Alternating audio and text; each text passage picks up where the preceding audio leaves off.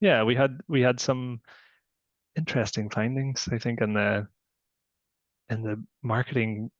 How would we position it? The marketing workflow and taking some logic and theories, methods from a software delivery world and applying some of that logic into marketing, and we saw some interesting stuff come out the other side. Yeah, I think this has like been a real experience for me because my background is in running development teams. And so from people like Dom Reinertsen, Jim Benson, like Dave Farley, there's like so many names of people whose work we drew on in order to make our software development super well oiled. We kind of really nailed it. Um, and now I work in a team who do lots of other kinds of work, right? I mean, we still Yes. do like we're still doing programming in this team because Octopus is just a technical company, but we do lots of other kinds of work as well, which is, it's still work.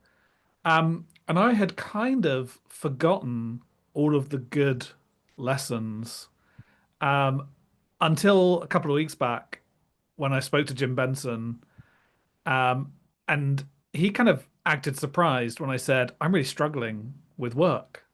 Um, and he was like, really? You're struggling with work, but you know all of this stuff. And anyway, that conversation reminded me of all these things that I know are true, and we've tried them in the real world and we fixed them, that for some reason I didn't bring to my work here, right? And I mean, literally drowning in work, which is the subtitle of one of Jim's books. Um, so yeah, we kind of, as a team, we had a little chat. A few of us kind of said, look, we need to um, start fewer things, focus more on finishing stuff, slow down to speed up, basically. So we tried it, right? And it kind of felt weird because we all knew that like we were trying to do too much at once. So we just put a column in that said what's up next, and we limited how much stuff we could put in there. And that kind of protected us from the to-do column, Hmm. which had lots and lots of stuff in. And we then had a column, we already had the one, which is the in progress column, but we just said, let's just try and work on one thing at once, right?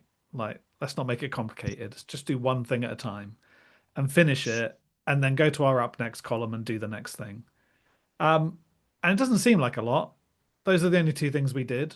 Nothing else Hmm. changed. But it worked, right? It's like I was completely stressed out and I was tired all the time. I was like, what is going on? And now I am not stressed at all. Um, and I'm getting this, right? This is like the kind of gray lines show you where our best part of where we were. And the reason that we realized something had to change is that we were below the bottom line. Like we were doing less than 20 things each Hmm. week, despite being super busy. And then we put these work in process limits in, which um, the reason they work is when you can only have three things up next, when someone asks you for something, it means you have a conversation where you say, is this more important than those three things that I've already planned to do? And 90% of the time, the answer is no, it's not. So you just don't do it. Whereas if you don't have these limits and you don't have that conversation, you just add it to the list and the list just keeps getting bigger. So in a whole bunch of cases, it involves not distracting ourselves with new things when they're not as important as the current things. And then sometimes it is more important, and we shuffle things around and we drop something out to bring that new thing in. And it means that we can do that important thing without it just adding to the load. Um, and I suppose I don't know if it's ironic or if it's just this wonderful rule of nature. By trying to do less stuff, by reducing that load, we're completing way more. So the blue lines on this chart are kind of where we've been tracking for a few weeks since we introduced these limits. And this week, we've kind of like burst out of that. So we have to see what happens. That might be an outlier, or it might be that we need to move our lines again and kind of say this is the Yes. new normal. Um, yeah. And it's just, I love the fact that by slowing down and being more deliberate, we are finishing more things. And Mm, that's wonderful. yes. And we had an interesting conversation on this where um but I had kind of said, but genuinely there are like two or three things on my side that I'm working on at the same time. Like I might have passed it over to somebody else, whatever. And you said, but if you think about it, it's not really possible. Or I'm paraphrasing, but it's like you can only ever really be working at on one thing at one time. And I was like, yeah, that's true. And we kind of like, which one of these is the one that you're actually working on? I was like, this one. It's like, well, those other two, they can go out to like what's coming up next. And in jest, I kind of said, yeah, but I have two screens. And then you said, but you've only one keyboard. So it's like once it's such a common sense thing, but once you kind of take it down to that level, it is like literally only physically possible to work on one thing at any given time. And I think some of the feedback initially from other folks in the team when we said it was kind of like, oh, it might get a bit, the admin of it might get a little bit annoying because like you're constant, if you finish a task and it's an hour, it's done. And you have to go back and bring the next thing in.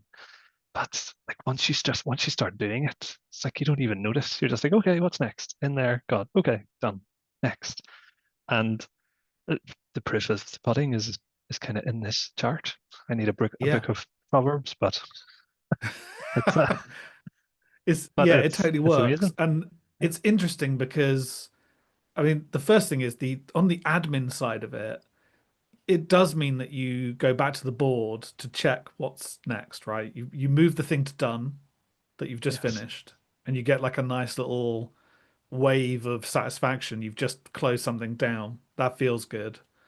And then instead of having to search through a big list of stuff, you've just got a short list that you've Mm, pre-prepared. These are the things I'm hoping to achieve yes. next, right? And depending on the kinds of things you're working on, that might be the next half a day, or it might be a couple of days, could be a week, but it's like those are the things that you're hoping to achieve. So you can pull the right thing. Um, and admin on a something like a Kanban board, it's admin that would have happened anyway, but just in your head, you would have to maintain the list of things and you would have to, in your head, work out what's next. And you're going to forget something. You might do the wrong thing, right? If you work on the wrong thing for half a day, actually that puts more pressure on you because things that you were Mm, hoping to deliver don't get done. Um, yes. and yeah, it kind of I like to plan each day. So I sit down first thing and I try and work out like, is there one thing on my list that I would like to achieve today? And I try and make sure that's at the top of my list. And I usually have a couple of other ideas that I've got hanging around that would be nice to look at. So I'll have something like, prepare some slides for a webinar. That's got to be done. I've got to finish that. And then I've got like a secondary item in there of draw a stupid cartoon each week, right? And it's not important. If I did miss that, I don't think it would be a huge problem, but I would like to get that completed. So I kind of Yeah. queue it up. And it means I'm being deliberate each day because I'm instead of just like opening up emails or instant message channels and then being driven by them, I've Mm, got a bit more control over what I'm planning to do. yes. Um, and if I can keep the board reflecting reality, it means that I know where I'm really at, right? I think the Mm, big problem with Kanban boards, and I did this, I first read Personal Kanban. It's by Jim Benson, Tonyanda Maria Barry. I read it and I kind of took the board that they had as an example and I did it. And I had this perfect process, but it wasn't the real process because the real process involved me depending on someone else, right? So my stuff was getting blocked. And until I learned to reflect those realities with the board, so the board, instead of trying to drive reality, the board accepts whatever your current process is, you document it and you use it. And then if you want to change the board, you first have to change reality. So, for mm, example, like when I was running software teams, we'd sometimes have a process that involved human beings signing a bit of paper before we could deploy. So we didn't try and pretend it didn't exist. We put columns on our board to show that was happening. And then over time, we convinced people to make the change approval process better, and then the board could change after we'd changed reality. I think that's super, Mm, super important. mm.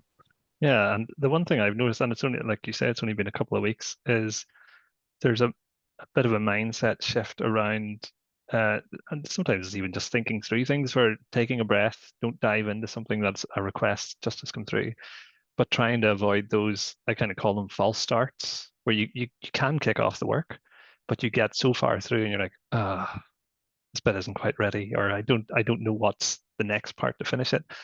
And the cycle, you can go, I'll start the next thing, I'll come back to, and that's how you end up with 20 things in the working on it column.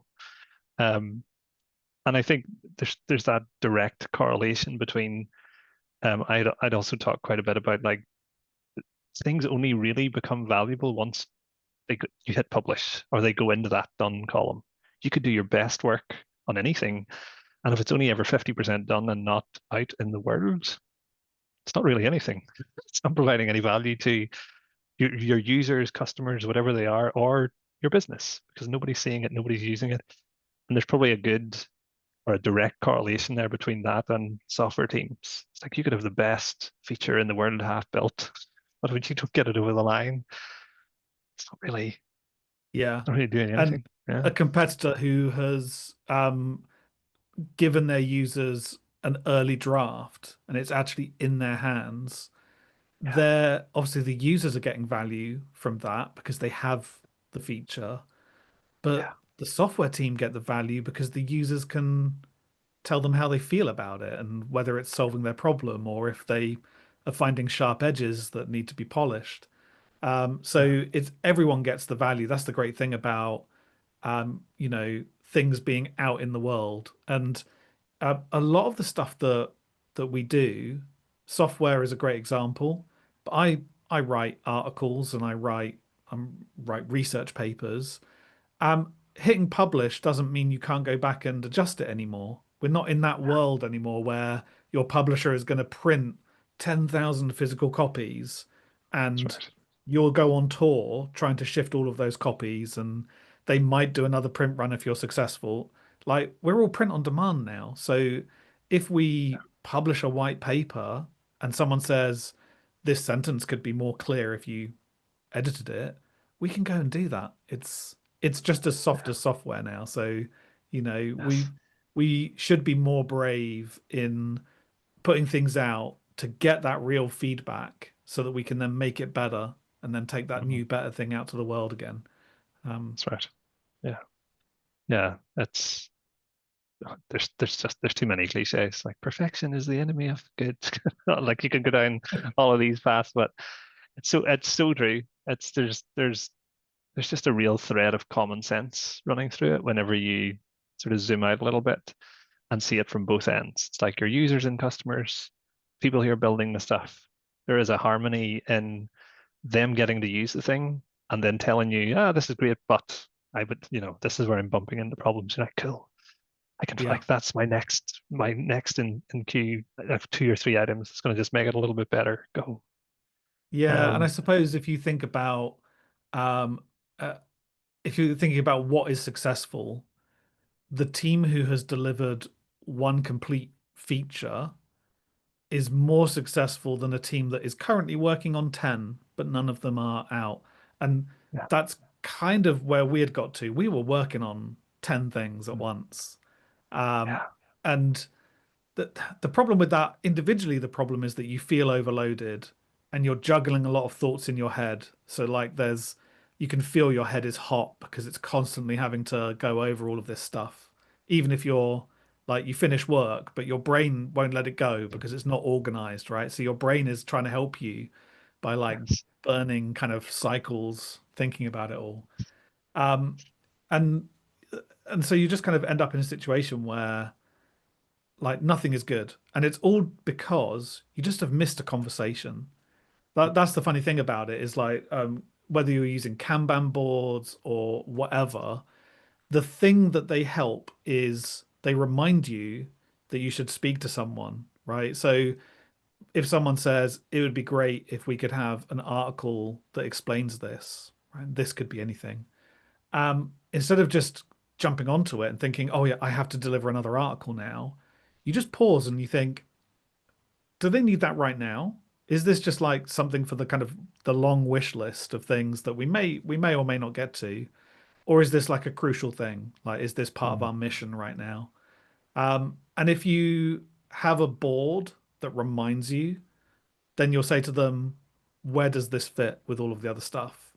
And you'll find that out. And that's Yes. the valuable piece of it. It's not necessarily the physical layout of cards on in columns. It's Yeah, reminding you to have that conversation. that's Um, right. I Yeah, think the other very thing true. is this happens quite a lot. I was a developer and then I got a promotion. And so I became one of the people leading development teams. And what I found was it became quite dangerous to just have those casual conversations where you have talk about ideas. Because when you're a developer, you can say, "Ah, it'd be kind of cool if our search worked in a different way." And people would be like, "Oh yeah, I wonder if it could do something like that." It'd just be just a chat, right?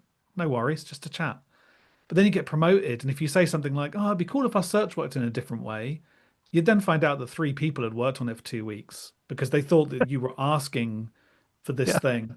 So you have to be slightly cautious, yeah, and that's why I want them using a Kanban board so they can say, "Do you want that search feature more than you want this stuff?" And I can then yes, say, "Oh, sorry, I wasn't actually requesting that change right now. I was just the idea occurred to me in the moment. I didn't expect yeah, anyone to change what they were working on." And suddenly we're all on the same page yes, again, he said, using yeah, another cliche. You were just talking about cliches. yes. I had this exact conversation where, um, again, senior person in our organization was they almost like called out like, how do we signal that this isn't a request? Like, this is just something interesting that I saw. Should I say something to like preface it? It's like, this is, I don't want you to do it. And they were like, sometimes it will be like, I need some data, or I need to, like, I'm in a conversation and it would be really useful if I could get this now. It's not going to be useful to be in 30 minutes. It's like, yeah, great, jump in, go get it. But sometimes, and I think it tends to be the more senior somebody gets in an organization, it could just be, I saw this thing, it looks really nice. And somebody interprets that as like, oh, we need to do it. Yeah. Go. And it's like, not drop everything, but it's like drop most things. It's like I'll get going on that within the next day. And it's like, that wasn't the Yeah. intent. It's tragic because you would have spent time working out this strategy and then all of these tactical moves that are going to get you towards that strategy. And then you Yeah, have a casual conversation and blow the whole thing up by yeah, accidentally triggering all these people to rush off and do something.